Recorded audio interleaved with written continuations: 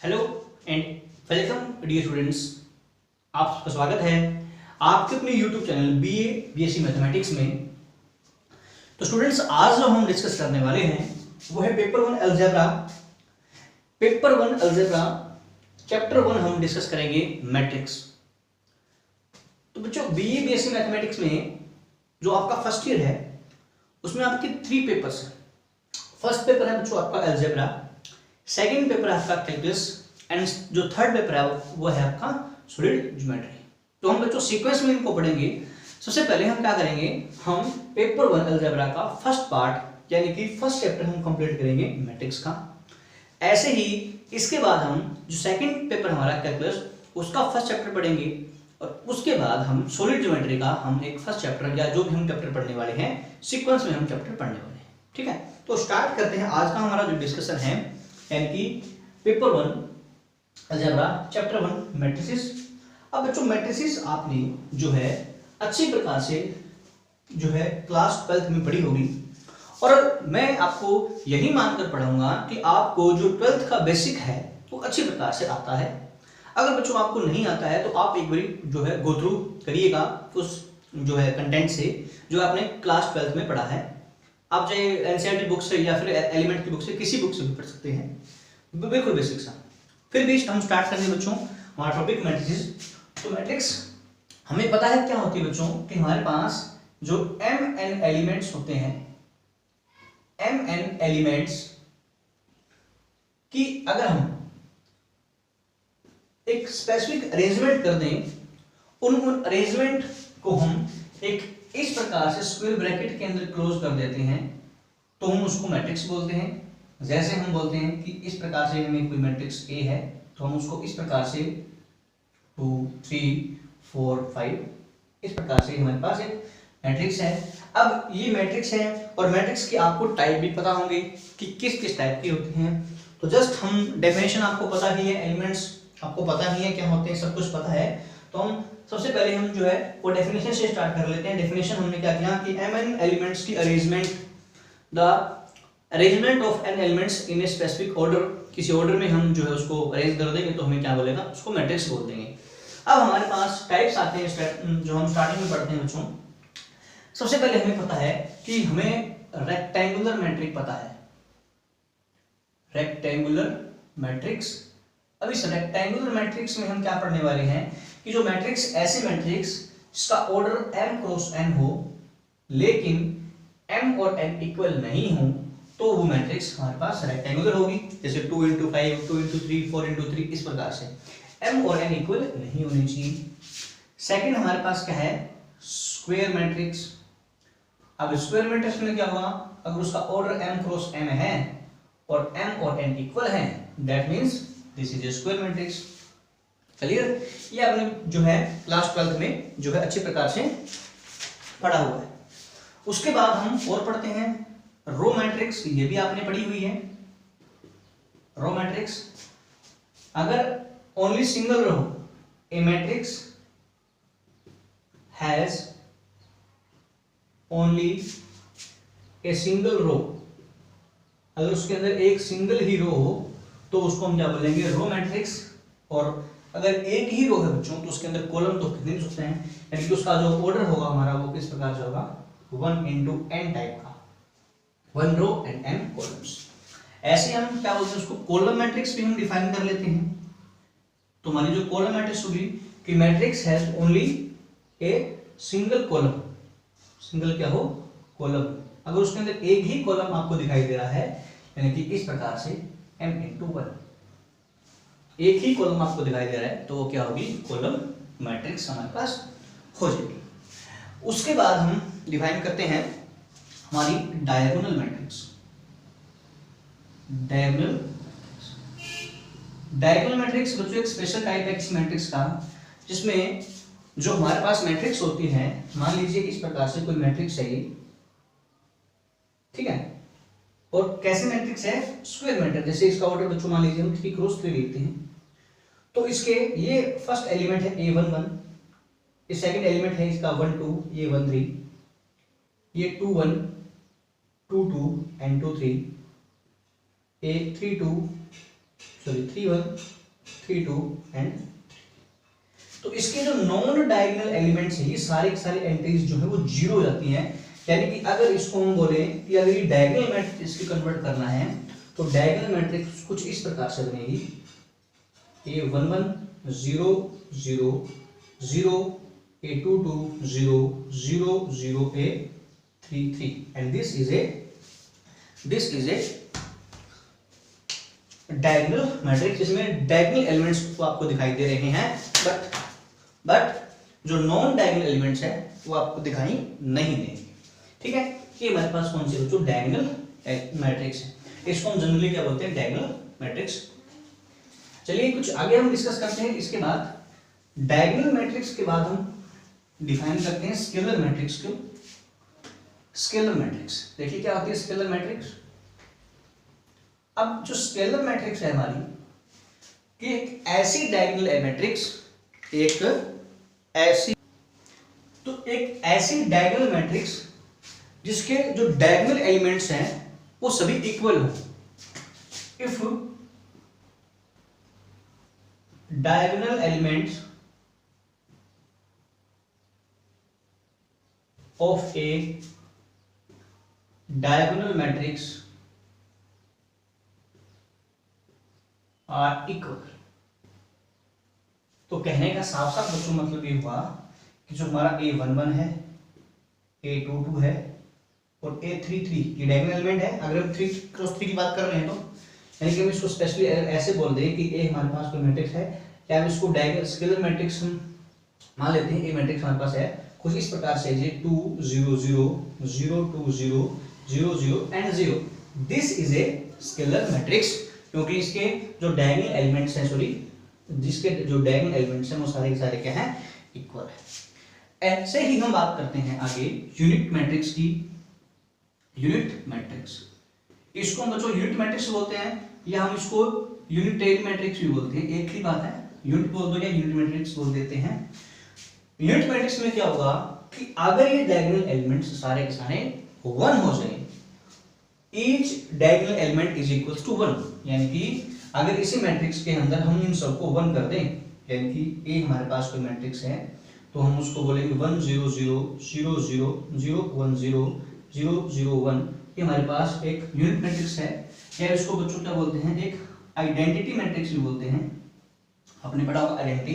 तो सिंपली हम इसको जो है वो आई से डिनोट करते हैं ऑफ ऑर्डर n। मान लीजिए इसका ऑर्डर n है क्योंकि स्क्वायर मैट्रिक्स है ना। अगर ये स्क्वायर मैट्रिक्स है, ठीक है, आइडेंटिटी मैट्रिक्स बच्चों जो आइडेंटिटी मैट्रिक्स होगी वो हमेशा ही क्या होगी स्क्वायर होगी। आइडेंटिटी मैट्रिक्स हमेशा ही कैसी होगी स्क्वायर होगी। उसका ऑर्डर 2 क्रॉस 2 3 क्रॉस 3 4 क्रॉस 4 इस प्रकार हो सकता है। रेक्टेंगुलर मैट्रिक्स में कभी भी आइडेंटिटी एलिमेंट्स नहीं होता है, आइडेंटिटी मैट्रिक्स नहीं बनती। तो स्क्वायर मैट्रिक्स डायगोनल भी ऐसे क्या होगा, एक स्क्वायर मैट्रिक्स होनी चाहिए वो, यानी कि एक स्क्वायर मैट्रिक्स होनी चाहिए जिसके अगर सारे डायगोनल एलिमेंट इक्वल हैं तो वो लेंगे स्क्वायर मैट्रिक्स, स्केलर मैट्रिक्स, और सभी डायगोनल एलिमेंट अगर 1 1 है तो हमारे पास क्या बन जाएगी identity matrix of order n, जिसको हम डिनोट कर सकते हैं आई एन से। आई मींस ए स्क्वायर मैट्रिक्स, यहाँ बोलते हैं एक यूनिट मैट्रिक्स आइडेंटिटी मैट्रिक्स जिसका ऑर्डर बच्चों क्या है n है। n means n cross n। तो चलिए आगे हम डिस्कस करते हैं थोड़ा सा। तो हमारे पास अब क्या है कुछ और टाइप्स है मैट्रिक्स की। तो हमने कुछ और टाइप जो है क्लास 12th में डिस्कस किए थे। तो एक टाइप हमने डिस्कस किया था ट्रायंगुलर मैट्रिक्स का, ठीक है। तो हम पढ़ते हैं आज ट्रायंगुलर मैट्रिक्स। ट्रायंगुलर मैट्रिक्स, तो ट्रायंगुलर मैट्रिक्स 2 टाइप की होती हैं, upper and lower. Upper and lower.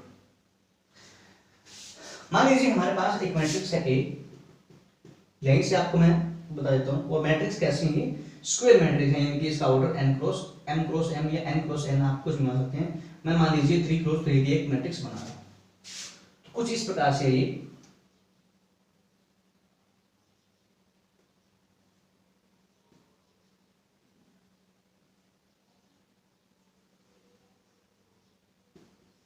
ठीक है। अभी इस मैट्रिक्स ए में क्या लिखे हैं, जो हमारे डायगोनल एलिमेंट्स हैं उसके ऊपर वाली तीनों एंट्रीज जो है वो नॉन जीरो है। क्या है? ऊपर वाली एंट्रीज नॉन जीरो है और जो डायगोनल के नीचे वाली एंट्रीज है वो सारी की सारी क्या है? जीरो है। तो हमें ऊपर एक ट्रायंगल बनती दिखेगी नॉन जीरो एलिमेंट्स की, तो इसको हम बोलेंगे बच्चों अपर ट्रायंगुलर मैट्रिक्स। क्या बोल देंगे? Upper triangular matrix. अगर डायगोनल एलिमेंट के ऊपर वाले एलिमेंट्स नॉन जीरो है, डायगोनल एलिमेंट भी जीरो नहीं होनी चाहिए, यानी कि ये सारे एलिमेंट्स नॉन जीरो होने चाहिए और ये तीन एलिमेंट्स जीरो हैं नीचे वाले डायगोनल के नीचे, तो हम क्या बोलेंगे? क्या कौन सी मैट्रिक्स हमारी? ट्रायंगुलर मैट्रिक्स है। इसी सेम वे में लोअर अगर की बात करें तो इसी प्रकार से मान लीजिए हमने बी मैट्रिक्स डिफाइन कर रखी है, वो कुछ इस प्रकार से है आपको, ठीक है? बी मैट्रिक्स हमने मान लीजिए इस प्रकार से दे रखी है कोई,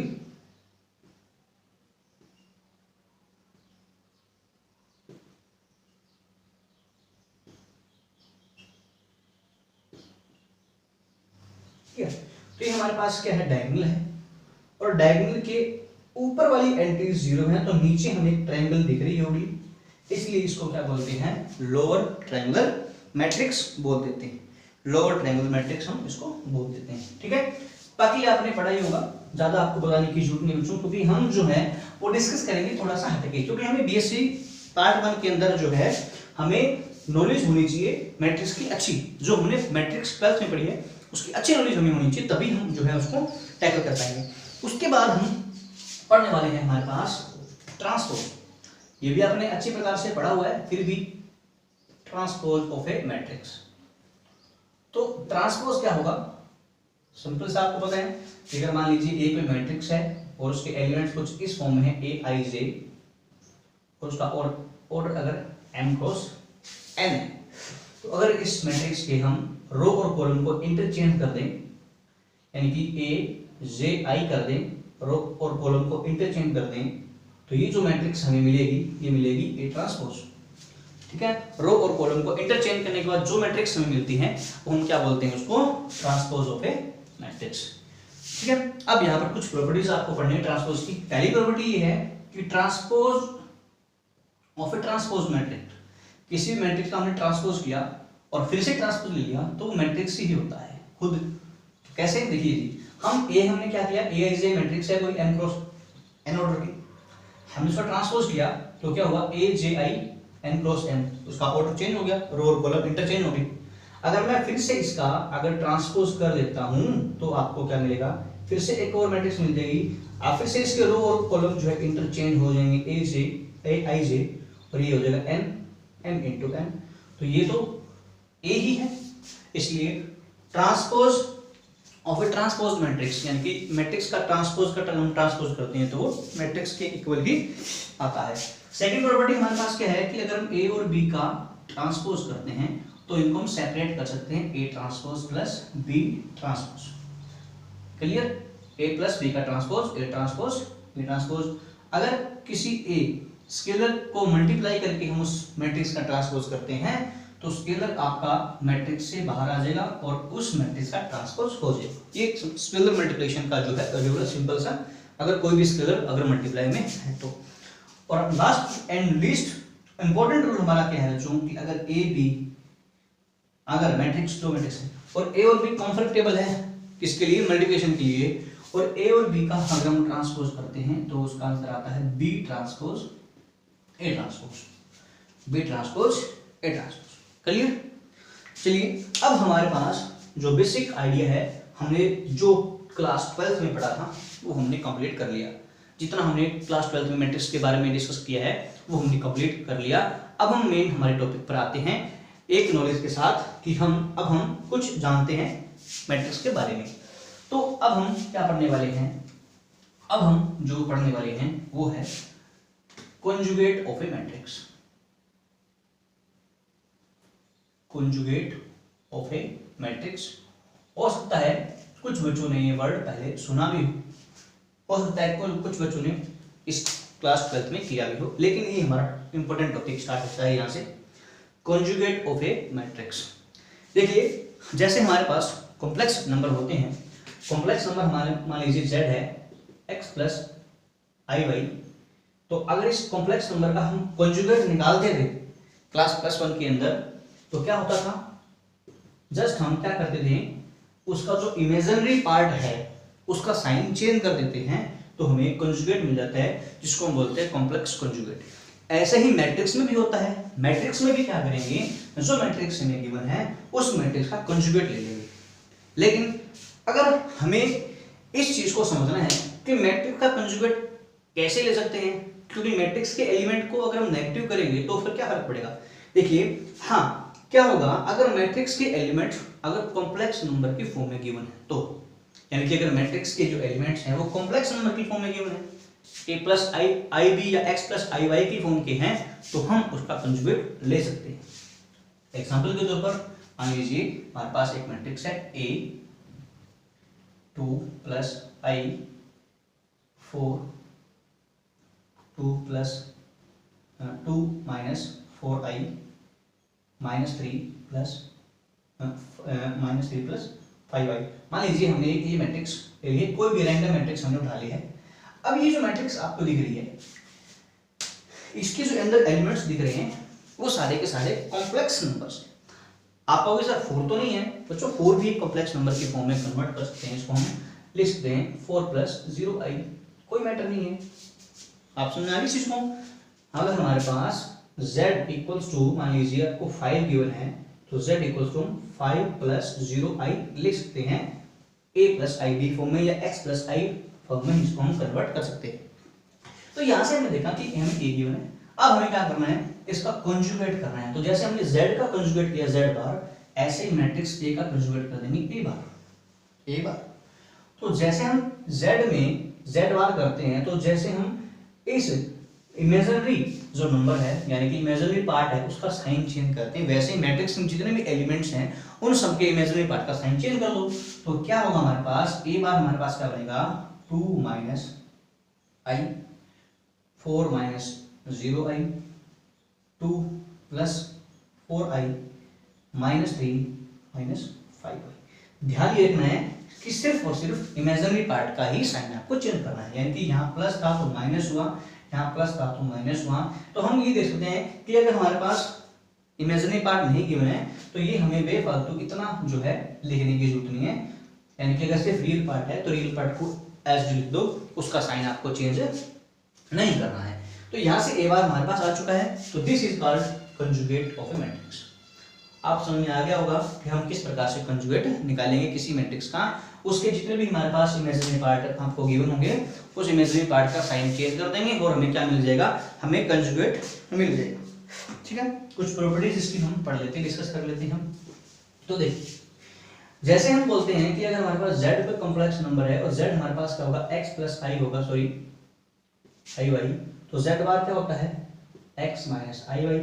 और z बार का अगर फिर से अगर बार कर दें, यानी कि कंजुगेट का फिर से कंजुगेट ले लेंगे तो अगेन क्या आ जाएगा x प्लस आई वाई, ये फिर से z आता है। सेम हमारे पास यही रूल है कि हमारे पास कोई मैट्रिक्स अगर a है, अगर हम a का कंजुगेट करते हैं, कंजुगेट और फिर से उसका कंजुगेट करेंगे तो हमारे पास क्या आएगा, मैट्रिक्स ही आ जाएगा। कैसे, देखिए a हमारे पास दिस मैट्रिक है, a बार हमने ये निकाल लिया। अब हम क्या कर रहे हैं, इसका भी कंजुगेट निकाल रहे हैं। इसका अगर कंजुगेट निकालेंगे तो फिर से वही काम करना पड़ेगा, हमें इस सारी मैट्रिक्स के इमेजिनरी पार्ट का साइन चेंज करना पड़ेगा। जैसे मैं चेंज करूंगा ये बन जाएगा 2 प्लस आई, ये 4 का 4, 2 माइनस 4i और ये बन जाएगा माइनस 3 माइनस प्लस 5i। तो this is again matrix A. तो यहाँ से पहली प्रॉपर्टी है कि कंजुगेट और फिर कंजुगेट, अगर किसी मैट्रिक्स का कंजुगेट पहले हमने कर रखा और फिर से उसका कंजुगेट कर रहे हैं तो उसका आंसर हमेशा ए आएगा। सेकंड चीज, अगर हमारे पास के ए का कंजुगेट करना है where A is a matrix of order m cross n। अगर मान लीजिए ए हमारे पास मैट्रिक्स है जिसके एलिमेंट्स कॉम्प्लेक्स नंबर की फॉर्म में हैं और के बाहर एक स्केलर है, वो भी किस फॉर्म में होगा, कॉम्प्लेक्स की फॉर्म में। क्योंकि हमने बोला अगर कोई के मान लो अगर नंबर है वो अगर 0 है या मान लीजिए 2 है तो उसको हम 0 प्लस 0i 2 प्लस 0i की फॉर्म में कन्वर्ट कर सकते हैं, तो वो कॉम्प्लेक्स नंबर ही माना जाएगा।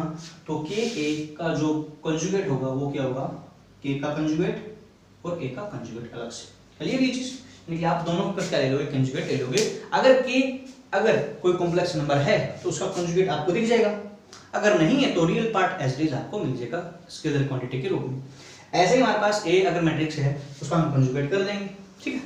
नेक्स्ट हमारे पास जो प्रॉपर्टी है वो हम अभी देख लेते हैं। नेक्स्ट हमारे पास प्रॉपर्टी क्या है तो देखिए, नेक्स्ट प्रॉपर्टी है कि अगर a प्लस बी का हमें कंजुगेट करना है, a प्लस बी का कंजुगेट, तो सिंपली कुछ नहीं करना, a conjugate plus b conjugate हमारे पास आंसर मिल जाएगा। अलग अलग उसको हम जो कर सकते हैं, ऐसे अगर माइनस है तो भी कोई साइन चेंज नहीं करना, ठीक है। डिफरेंशिएट उसको अलग अलग से हम कर सकते हैं with the help of addition rule. उसके बाद हमारे पास मेन जो है वो है इस प्रकार से, अगर a और b दो मैट्रिक्स है जो कंफर्टेबल है मल्टीप्लिकेशन के लिए, अगर कंफर्टेबल है मल्टीप्लिकेशन के लिए, तो हमने उसका क्या किया, प्रोडक्ट किया। प्रोडक्ट करने के बाद हमने क्या किया, उसका कंजुगेट किया, तो सेम रिजल्ट आएगा कि हम a का कंजुगेट कर दें और b का कंजुगेट अलग से। यानी कि अगर हम दो मैट्रिक्स हैं उनकी मल्टीप्लाई करके उसका कंजुगेट लेते हैं, या फिर हम ऐसा करें कि एक मैट्रिक्स दो मैट्रिक्स हमें गिवन है, उन दोनों का हम कंजुगेट पहले निकाल लें और फिर मल्टीप्लाई करें, तो दोनों का रिजल्ट क्या आता है, सेम आता है। क्लियर? तो इस प्रकार से हम बोल सकते हैं कि ये रिजल्ट भी हमारे पास फॉलो होगा। उसके बाद हम जो डिस्कस करने वाले हैं वो है नेक्स्ट हमारे पास क्या, कि transposed conjugate of a matrix. क्या है दोस्तों, आपके पास क्या है, ट्रांसपोज्ड कंजुगेट ऑफ मैट्रिक्स। अब हमने क्या सीखा, अभी हमने ट्रांसपोज भी सीख लिया क्या होता है, और हमने कंजुगेट भी सीख लिया, तो दोनों को कंबाइन कर देते हैं। हमने क्या बोल दिया, हमने ट्रांसपोज भी सीख लिया क्या होता है, और हमने ये भी सीख लिया कि कंजुगेट क्या होता है। दोनों को कंबाइन फॉर्म में कर देंगे तो बोलेंगे ट्रांसपोज कंजुगेट। कैसे, मान लीजिए आपके पास एक मैट्रिक्स है ए, कोई भी नॉर्मल मैट्रिक्स हम लेते हैं, मान लीजिए सिंपल 2 + i - 4 - 3 + 5i - 2 + 3i, इस प्रकार से हमने मैट्रिक्स ले ली कोई भी। अब हमें क्या करना है, ट्रांसपोज कंजुगेट। पहले क्या करना है, ट्रांसपोज करना है, और फिर क्या करना है, कंजुगेट करना है। या फिर ऐसे हो सकते हैं कि पहले हम उसका कंजुगेट कर दें और फिर इसका ट्रांसपोज कर दें। एक ही बात है ना, हम ऐसे कर सकते हैं। हमें क्या चाहिए, ट्रांसपोज कंजुगेट, ट्रांसपोज कर दें पहले इसका और फिर इसको क्या कर दें, कंजुगेट कर दें, या ऐसे कर दें कि पहले हम इसका कंजुगेट ले लें और फिर इसका ट्रांसपोज कर दें। तो देखते हैं कि क्या रिजल्ट बनता है। मैं क्या करता हूं, पहले इसका ट्रांसपोज कर रहा हूं, तो ए ट्रांसपोज आपके पास क्या होगा, रो और कॉलम को इंटरचेंज कर देंगे, तो क्या हो जाएगा 2 + i - 4 - 3 + 5i - 2 + 3। क्लियर ये चीज आपको, ये हमने बिल्कुल बेसिक है, रो और कॉलम को इंटरचेंज कर दिया। मान लीजिए इसका ऑर्डर हमारे पास वैसे तो 2 × 2 है, जरूरत नहीं देखने की। अब हमें क्या करना है, इसका हम क्या करते हैं, कंजुगेट ले लेते हैं, इसका कंजुगेट देखते हैं क्या आता है। 2 + i, तो ये बन जाएगा 2 - i - 3 - 5i - 4 as it is -2 - 3। ये हमारे पास ट्रांसपोज कंजुगेट आ गया। अब एक काम करते हैं, सेम काम हम करते हैं, पहले इसका कंजुगेट कर लेते हैं, यानी कि ए का हम कंजुगेट निकाल लेते हैं पहले, और फिर देखते हैं इसका ट्रांसपोज करते हैं तो क्या आता है। तो हम पहले कंजुगेट निकाल रहे हैं, तो कंजुगेट निकालेंगे तो क्या होगा, देखिए, ठीक है। अगर हम कंजुगेट निकालेंगे तो देखिए हमारे पास क्या रूल बनेगा कंजुगेट में। कंजुगेट करेंगे तो सबसे पहले क्या होगा, ये चीज जो है क्या बन जाएगी, 2 - i -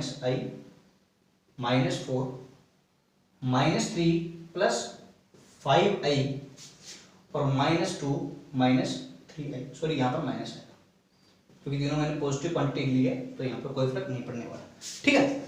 अब देखिए क्या होगा, अब हम इसका क्या कर लेते हैं, इस कंजुगेट का ट्रांसपोज कर लेते हैं। तो जैसे ही ट्रांसपोज करूंगा तो क्या बन जाएगा, ये 2 - i - 4 - 3 - 5i - 2 - 3।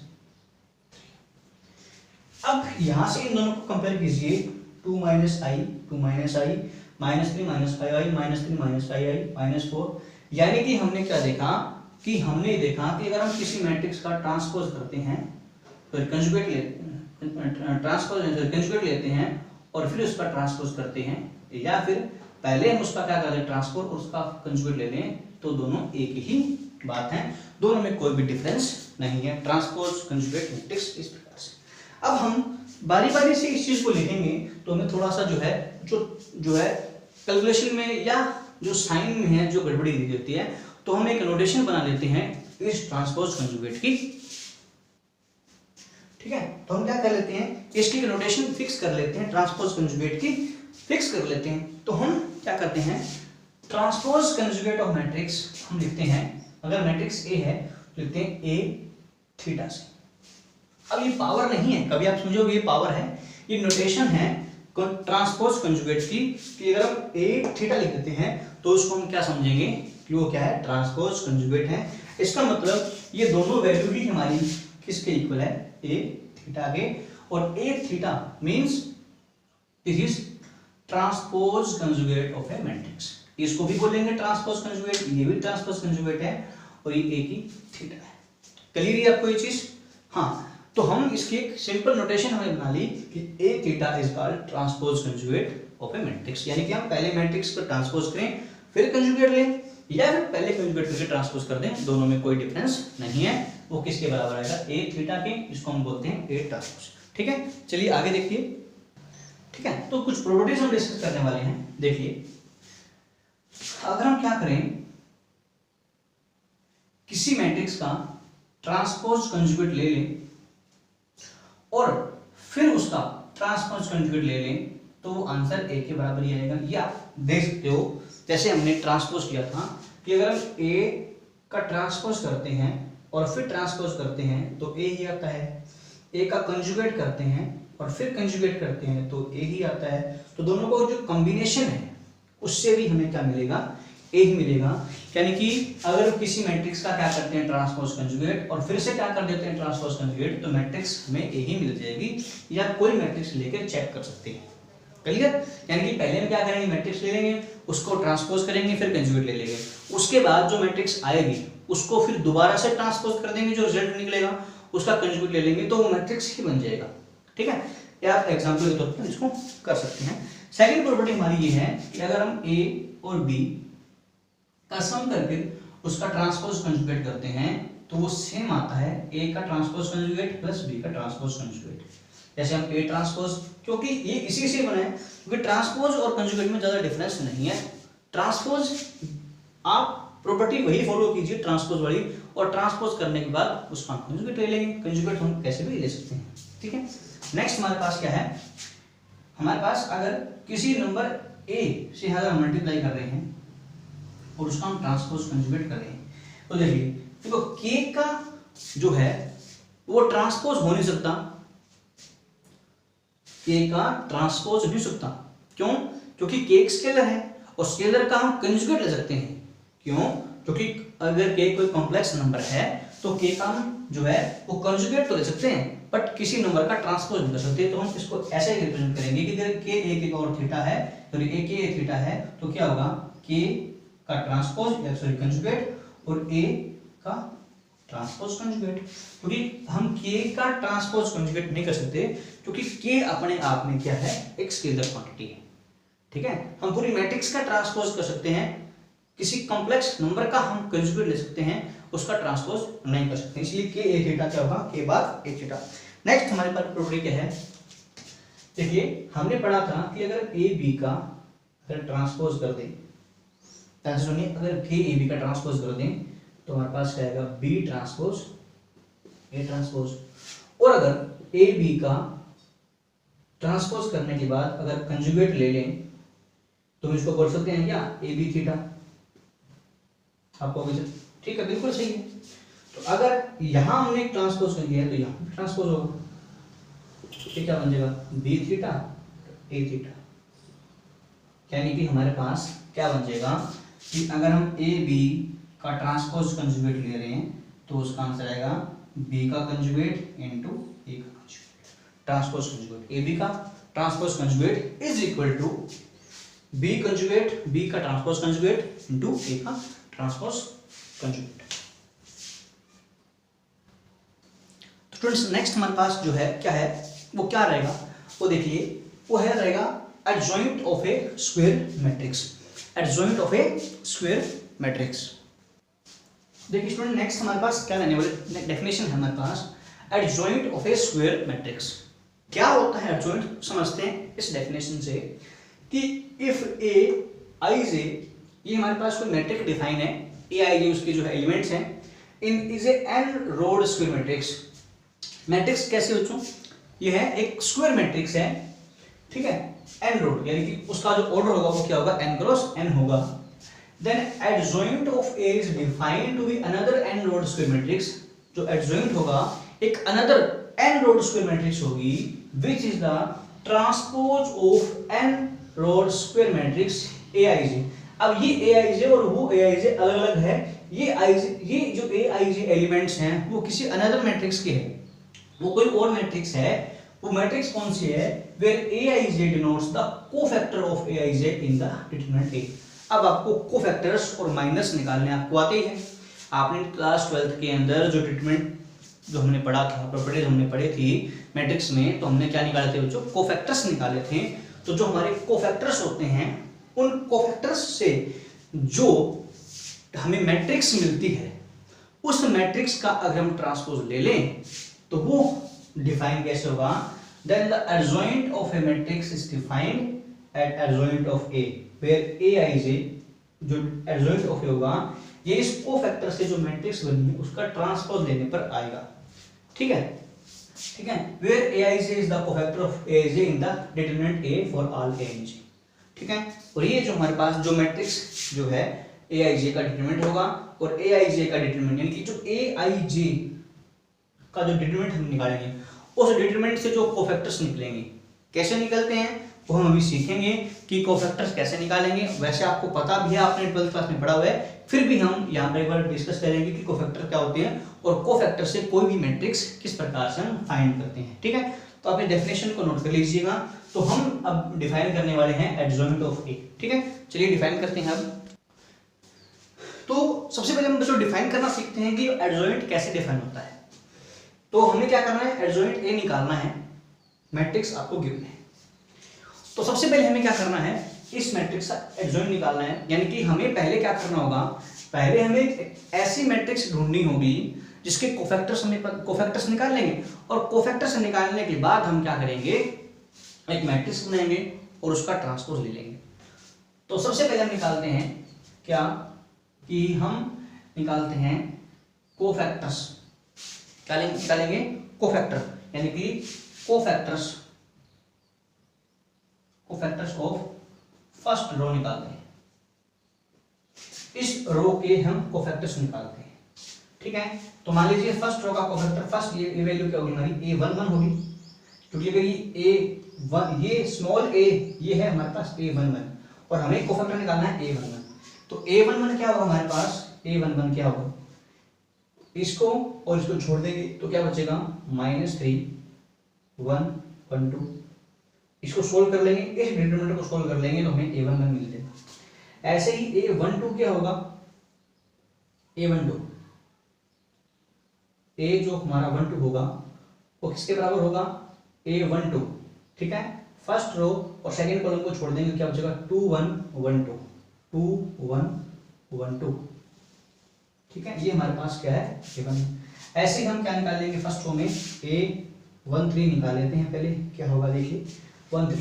फर्स्ट रो और थर्ड कॉलम को छोड़ देंगे, फर्स्ट रो थर्ड कॉलम छोड़ेंगे, क्या हो जाएगा 2 1 -3।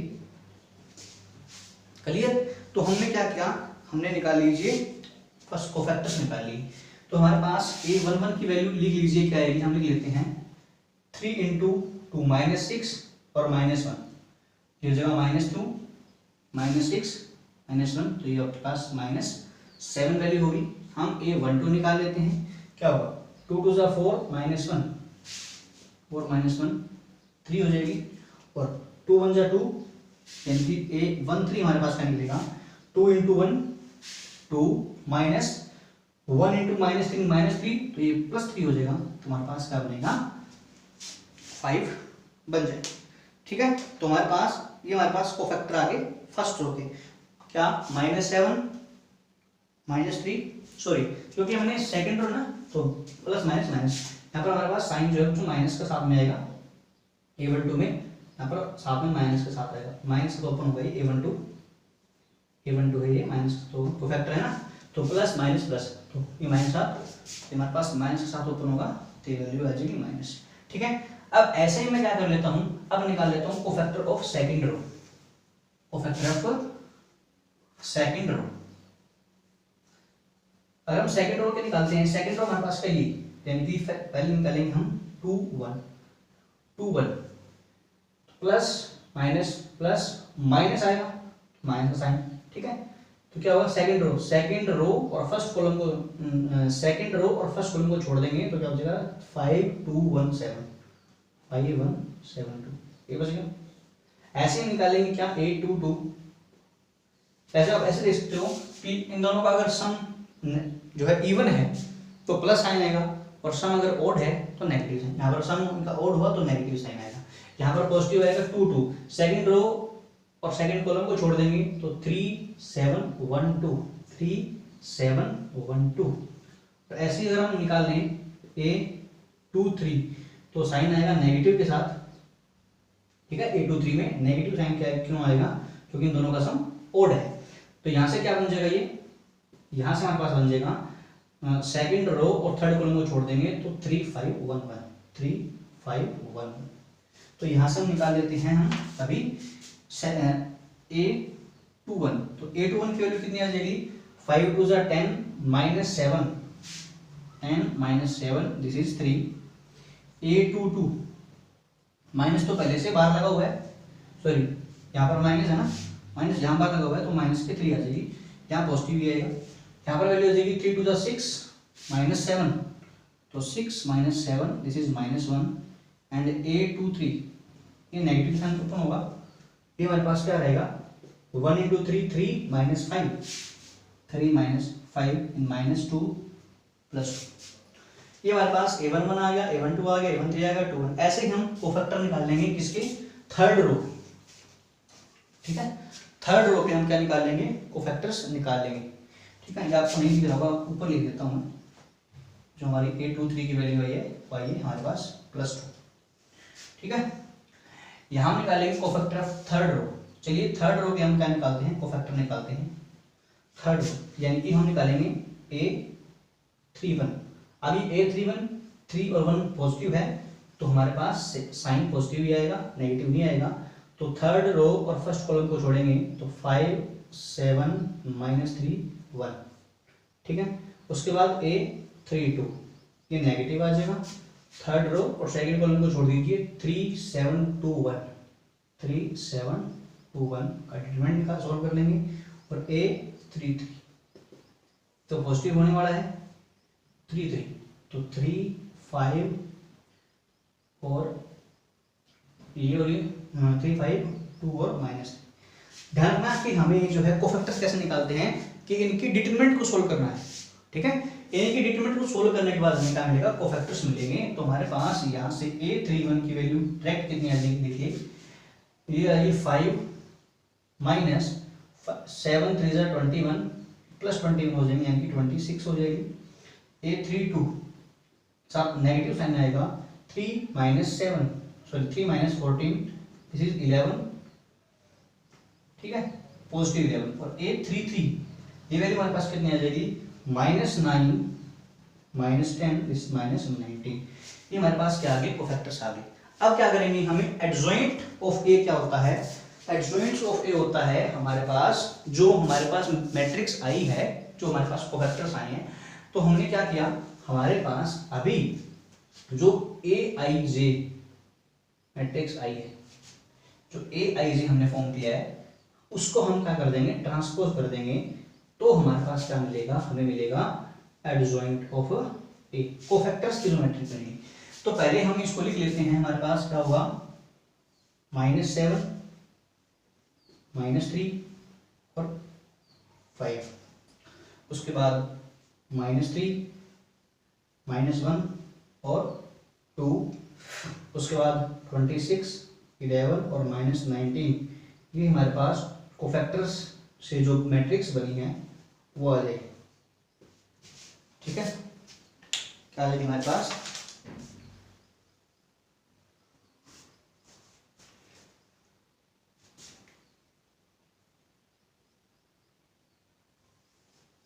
26 -7 -3 5 -3 -1 2 26 11 और -19। हाँ, यही हमारी जो है वो एडजॉइंट ए निकल के आया।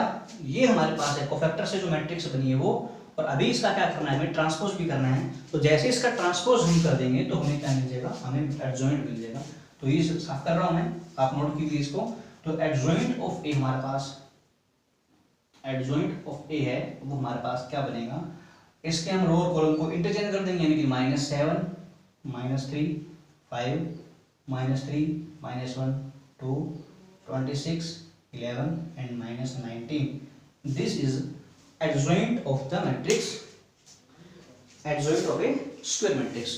किसी भी मैट्रिक्स का क्या है, ये एडजॉइंट है। और एडजॉइंट हमें हमेशा ही किसका निकलता है, स्क्वायर मैट्रिक्स।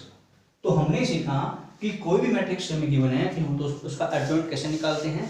सबसे पहले हम क्या करेंगे, कोफैक्टर्स निकाल लेंगे बाय एक एक, हम सभी डिटरमिनेंट्स को सोल्व कर लेंगे, a11 a12 a13।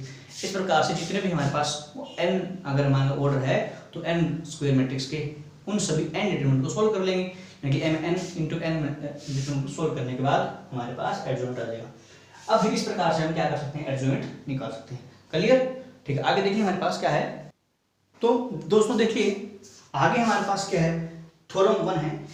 ये सिंपल थ्योरम है, जस्ट इसका रिजल्ट आपको याद रखना है। ये हमने 12th में की हुई है क्या, कि if A be a matrix of type n into n, then adjoint of A into A or A into adjoint of A is equals to determinant of A into in, where in denotes the n roड unit matrix। ठीक है, अब result कहां से आया, ये आपको इसका छोटा सा प्रूफ इसमें बुक में नहीं है, फिर मैं आपको बता देता हूं क्या प्रूफ है। हमने लास्ट यानी कि 12th क्लास में हमने A इनवर्स हमने निकाला था। तो A इनवर्स क्या होता है, adjoint of A by determinant of A, यही होता है एडजॉइंट ऑफ A बाय में डिटरमिनेंट A। अगर मैं क्या करूं, अगर मैं दोनों तरफ अगर A मल्टीप्लाई कर देता हूं तो क्या होगा, A into A inverse, A into adjoint of A by determinant A। कोई दिक्कत नहीं आता, हमें A इनवर्स पता है, adjoint of A by determinant A ये पता है। अगर मैं दोनों तरफ A इनवर्स मल्टीप्लाई कर दूंगा क्या होगा, ये A इंटू A इनवर्स क्या होगा, आइडेंटिटी मैट्रिक्स होती है दो, यानी कि यहाँ पर क्या बन जाएगा, हमें आइडेंटिटी मैट्रिक्स यानी कि I बन जाएगा और In बनेगा जिस ऑर्डर की मैट्रिक्स है। तो In is equals to A into adjoint of A, adjoint A by determinant A, cross multiply कर देंगे हम तो A इंटू एडजॉइंट A की वैल्यू आ गई determinant A into I। Clear? अगर ऐसे ही हमने यहाँ पर लेफ्ट में मल्टीप्लाई किया है तो हम राइट में तो मल्टीप्लाई करके सोल्व कर सकते हैं इसको। अगर हम राइट में मल्टीप्लाई करेंगे तो इसी चीज को मैं अगर ऐसे सोल्व कर दूं कि A इनवर्स, सॉरी लेफ्ट में कर देता हूं, A इनवर्स इंटू A, यहां पर हमने क्या किया, adjoint of A into A by determinant A। एक ही बात है, हमने यहां सोल्व कर लिया तो यहां से ये क्या बन गया, फिर से आइडेंटिटी बन गया। तो आइडेंटिटी बनेगी तो ये क्या बन जाएगी, यहीं से बन जाएगी adjoint of A into A equals to identity matrix of order n। तो ये दोनों हमें क्या याद रखना है, इस रिजल्ट को याद रखना है। क्या रिजल्ट है हमारे पास कि adjoint of A into A और A into adjoint of A is equals to determinant of A into In unit matrix of order n। क्योंकि हमारे पास जब भी एक मैट्रिक्स अगर इनवर्स एग्जिस्ट करता है तो हम उन दोनों का प्रोडक्ट हमारे पास किसके बराबर आता है, I के, यानी कि यूनिट मैट्रिक्स के इक्वल आता है। ठीक है, तो स्टूडेंट्स आज के लेक्चर में बस इतना ही। इस लेक्चर में हमने जो बेसिक कंसेप्ट्स हैं हमारे मैट्रिसेस के, जो हमने क्लास 12th में डिस्कस किए थे, उन्हीं जो है कंसेप्ट को जो है ध्यान में रखते हुए हमने क्या किया है, आज का ये जो लेक्चर है वो बनाया है, जिसमें आपने देखा कि जिस भी मैट्रिक्स के बारे में हमने डिस्कशन करना है वो मैट्रिक्स हमें पहले से पता है, और उस मैट्रिक्स जैसे हमने एडजॉइंट निकाला है, डिटरमिनेंट निकाला है, कोफैक्टर्स निकाले हैं या ट्रांसपोज किया है, ये हमें सब पहले से पता है। तो हमने जो भी आज वर्क किया है ये हम एज ए हमारा जो है लेक्चर 1 जाएगा किसमें कि हमने जो क्लास 12th है उसकी बेसिक थ्योरी को ही पढ़ा है। ठीक है, उसमें हमने एक इंपॉर्टेंट थ्योरम आज ये भी पढ़ी है, ये हमने ये भी पढ़ी हुई है। तो ये जो बेसिक कंसेप्ट है आपका बीएससी फर्स्ट ईयर का, ये आपको याद रखना है बच्चों। लेक्चर 1 यही एंड होता है। आप इस वीडियो को हो सकता है उतना शेयर कीजिए